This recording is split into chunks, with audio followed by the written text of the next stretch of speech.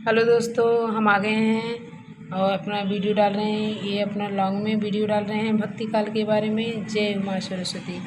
आप लोग जो गलती हो इसमें बताना। आप लोग शुक्ल के अनुसार हम भक्ति काल पढ़ाने जा रहे हैं। संवत 1700 से 1900 और 57 और 57 जो है इसे माइनस करेंगे तो आप 1700 में से माइनस करेंगे तो 1643 आएगा। और इसमें 1900 में से अगर 57 माइनस करें तो 1843 आएगा।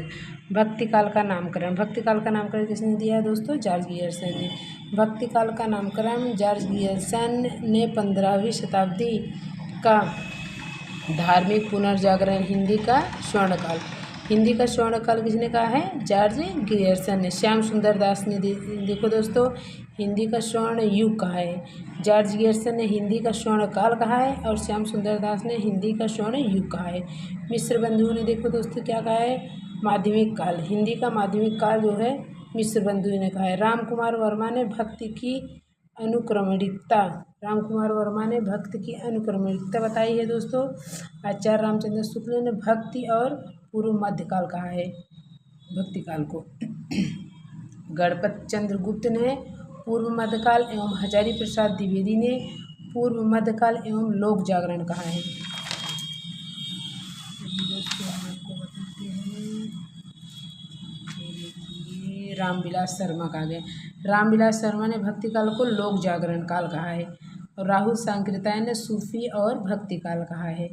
और ये रमाशंकर शुक्ल रसाल की परिभाषा दोस्तों, भक्ति काल को किशोरावस्था एवं मध्यकाल। भक्ति काल को किशोरावस्था एवं मध्यकाल रमाशंकर शुक्ल रसाल ने कहा है। भक्ति काल की उत्पत्ति के स्रोत। भक्ति शब्द की उत्पत्ति भज धातु से मानी जाती है।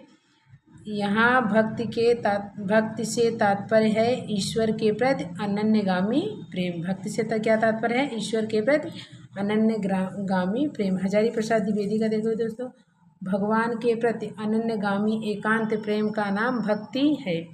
रामचंद्र शुक्ल का भी आप लोग देखिए कथन, श्रद्धा और प्रेम के योग का नाम भक्ति है। रामचंद्र शुक्ल ने क्या कहा है? श्रद्धा और प्रेम के योग का नाम भक्ति है। धर्म की रसात्मक अनुभूति का नाम भक्ति है। रामचंद्र शुक्ल की दो परिभाषा है। एक श्रद्धा और प्रेम के योग का नाम भक्ति है और दूसरा धर्म की रसात्मक अनुभूति का नाम भक्ति है।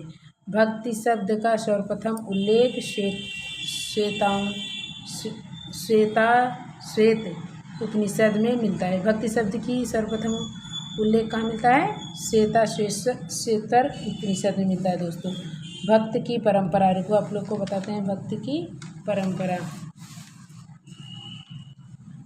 भक्ति की परंपरा। भक्ति की परंपरा 6वीं शताब्दी ईसा पूर्व से होती है। उस समय 62 धार्मिक संप्रदाय थे। कितने थे धार्मिक संप्रदाय भक्ति काल के समय में? 62। और 6वीं शताब्दी में भक्ति काल की परंपरा शुरू हुई थी। मौर्य संप्रदाय के विस्तार में बौद्ध धर्म ने अपना महत्वपूर्ण योगदान दिया। मौर्य संप्रदाय के विस्तार में बौद्ध धर्म ने अपना महत्वपूर्ण योगदान दिया है। मौर्य साम्राज्य के पतन के साथ पुनः ब्राह्मण धर्म को विकसित होने का अवसर मिला है। गुप्त काल में यह धर्म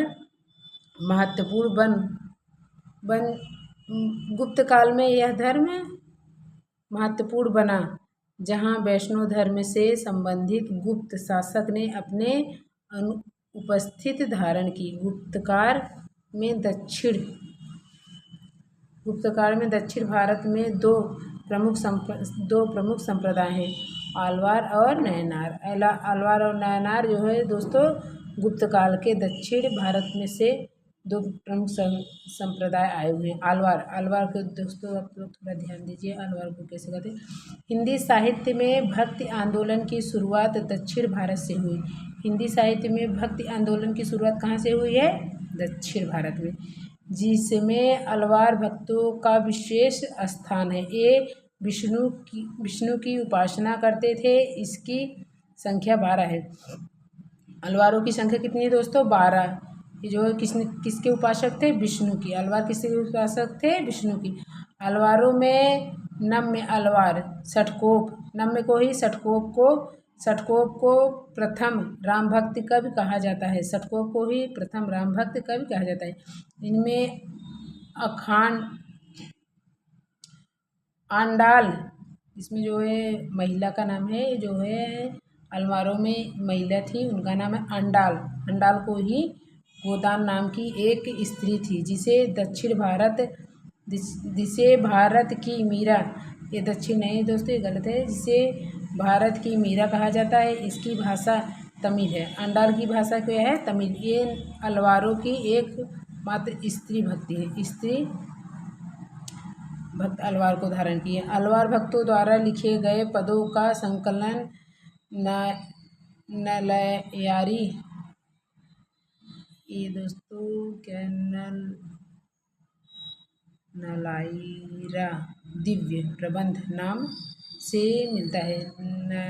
नलाइरा, ये दोस्तों हम आपको फिर से बताएंगे इसको क्या कहते हैं। नलाइरा दिव्य प्रबंध नाम से मिलता है।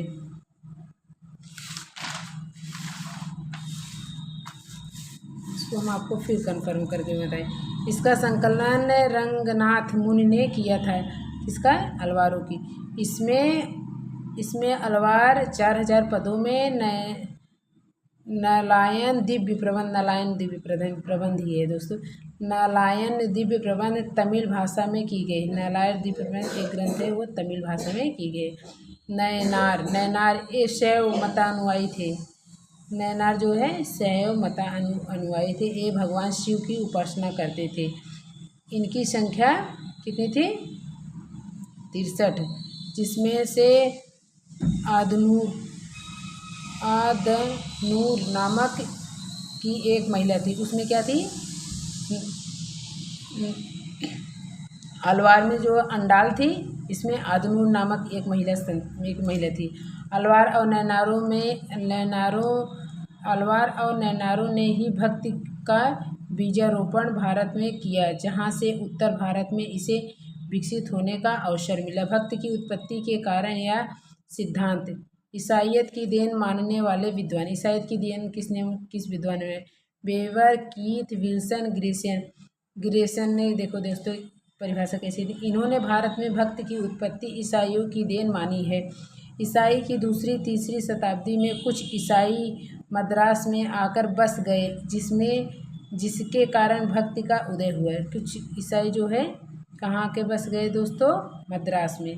इसमें ईसाइयों की देन। बिजली की चमक के समान, ये देखो कथन है दोस्तों, बिजली की चमक के समान इस पुराने समस्त धार्मिक मतों के अंधकार के ऊपर एक नई बात दिखाई दी। कोई हिंदू नहीं जानता कि यह बात कहाँ से आई है, और कोई भी इसकी प्रादुर्भाव का कारण निश्चित नहीं कर सकता। देखो, मुस्लिम संस्कृत की देन मानने वाले विद्वान, मुस्लिम संस्कृत की देन किसको कौन विद्वान मानते हैं कि ये मुस्लिम की देन है? भक्ति आंदोलन, डॉक्टर ताराचंद और हुमायूं कबीर, आबिद हुसैन है। पराजित मनोवृत्ति का परिणाम मानने वाले विद्वान, पराजित मनोवृत्ति का परिणाम रामचंद्र शुक्ल हैं, गुलाब राय है।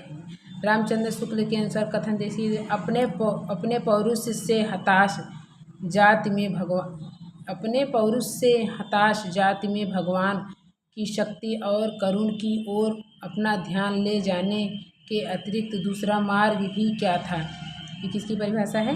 रामचंद्र शुक्ल। गुलाब राय की परिभाषा देखिए दोस्तों, मनोवैज्ञानिक तथ्य के अनुसार हार मनोवृत्तियों में 2 बात संभव है, या तो आध्यात्मिक श्रेष्ठता दिखाना या भोग विलास में पड़ जाना। या भोग विलास में भक्ति काल के विषय में लोगों में प्रथम प्रकार की प्रवृत्ति पाई गई है। ये दोस्तों अपने फेयर से पढ़ा रहे हैं। अभी आप लोग को थोड़ी व्यवस्था भी करेंगे। अभी मेरी ये बच्ची बीमार है, उसी में कर नहीं पा रहे हैं। हजारी प्रसाद द्विवेदी की परिभाषा देखिए दोस्तों, भारतीय संस्कृत की देन मानने वाले विद्वान, भारतीय संस्कृत की देन मानने वाले विद्वान में देखिए हजारी प्रसाद द्विवेदी। इन्होंने भक्ति का उद्गम भारतीय चिंतन धारा एवं बौद्ध से माना है। समूचे भारतीय साहित्य में अपने ढंग का अकेला साहित्य है, इसी का नाम भक्ति साहित्य है। ये देखो हजारी प्रसाद की ये परिभाषा बहुत प्रसिद्ध है।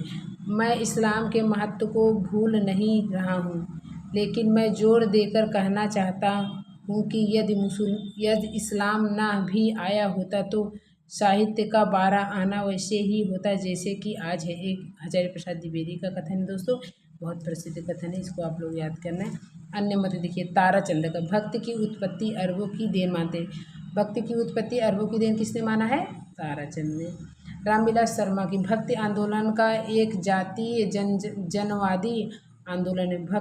रामविलास शर्मा की परिभाषा को देखते हैं दोस्तों, फिर से कंटिन्यू करते हैं। भक्ति आंदोलन एक जातीय और जनवादी आंदोलन है। श्याम सुंदर दास का कथन देखिए, जिस युग में कबीर, जायसी, तुलसी जैसे सुप्रसिद्ध कवियों और महात्माओं की दिव्यवाणी उनके अंतःकरण से निकलकर देश के कोने कोने में फैली थी, उसे साहित्य के इतिहास में सामान्यतः भक्ति युग कहते हैं। निश्चित ही वह भक्तिकाल का स्वर्ण युग है। भक्तिकाल का स्वर्ण युग श्याम सुंदर दास भी कहे, जॉर्ज गैरिसन भी कहे हैं। और ये भक्तिकाल की पृष्ठभूमि देखिए दोस्तों, गुप्तोत्तर काल या पूर्व मध्यकाल में केंद्रित सत्ता के पतन के कारण उसके साथ साथ समाज, राजनीतिक, धर्म आदि में भी विभाजन हुआ है। ये भक्ति काल की पृष्ठभूमि जैसे पूछता है दोस्तों, पैरा में एक एक करके बड़ी बड़ी लाइन, उसको याद करें। इस समय दक्षिण भारत में अलवार और नैनार सामान्यतः जनता पर अपने धर्म का प्रचार करते थे। अलवार और नैनार की एक परंपरा धीरे धीरे कर्नाटक और महाराष्ट्र की ओर उन्मुक्त हुई। साथ ही लोक जागरण की भावना विकसित हुई।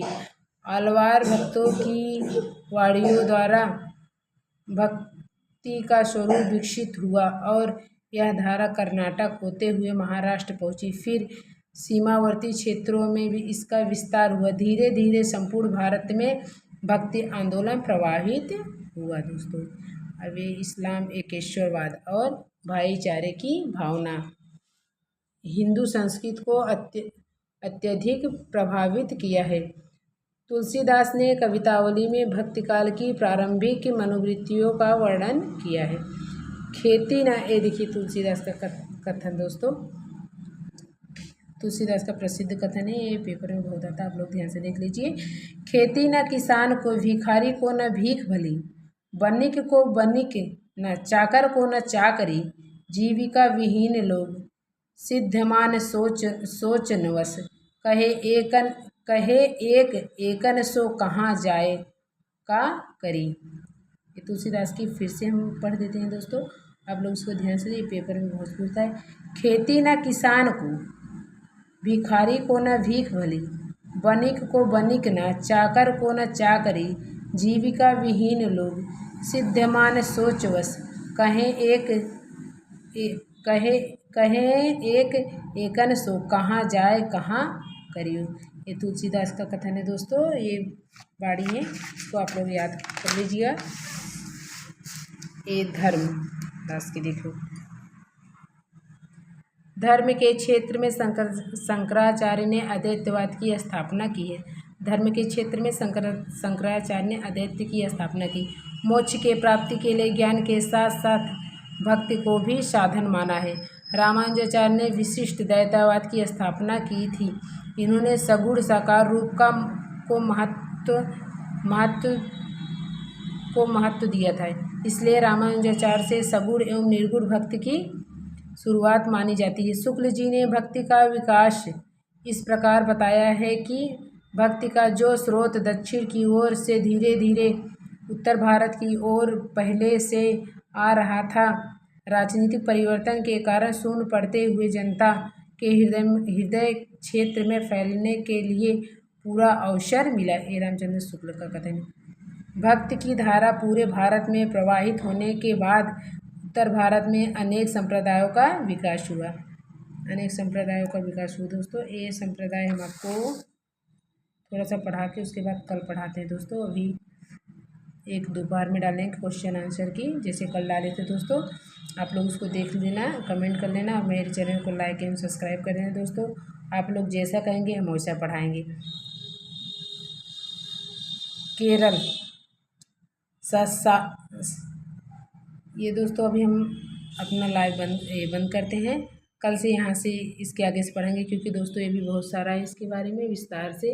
इसको आप हम कल समझाएंगे। आप हमारे चैनल को लाइक एवं सब्सक्राइब कर देना दोस्तों, हमें सपोर्ट कीजिएगा। हम आपको हिंदी संस्कृत ये TGT PGT लेवल का हम पढ़ा रहे हैं दोस्तों। हम भी जो है आप लोग को अपने फेयर से ही पढ़ा रहे हैं, और इसमें जो त्रुटियां हो दोस्तों उसको आप लोग बताना। हम भी इंसान हैं दोस्तों, गलतियां हमसे भी होती हैं, आपसे भी होती हैं। थोड़ा ये मेरे वॉच में जो है प्रॉब्लम, अभी यहाँ पे बहुत शोर भी हो रहा है। थोड़ा कल से दरवाज़ा बंद करके हम पढ़ाएंगे, लाइट नहीं है आज तो, इसीलिए हम थोड़ा खोल के पढ़ा रहे हैं। और गलती क्षमा करना दोस्तों। आप मेरे चैनल को लाइक एवं सब्सक्राइब सपोर्ट दीजिए दोस्तों। हम आपको विस्तार से भी पढ़ाएंगे, आपको फ्री में पढ़ाएंगे। पूरा कंटेंट TGT PGT का ये पूरा कंटेंट है दोस्तों। ये LD में भी काम देगा। हम सिर्फ हिंदी सब्जेक्ट पढ़ा रहे हैं दोस्तों। थैंक यू, धन्यवाद। जय माँ सरस्वती।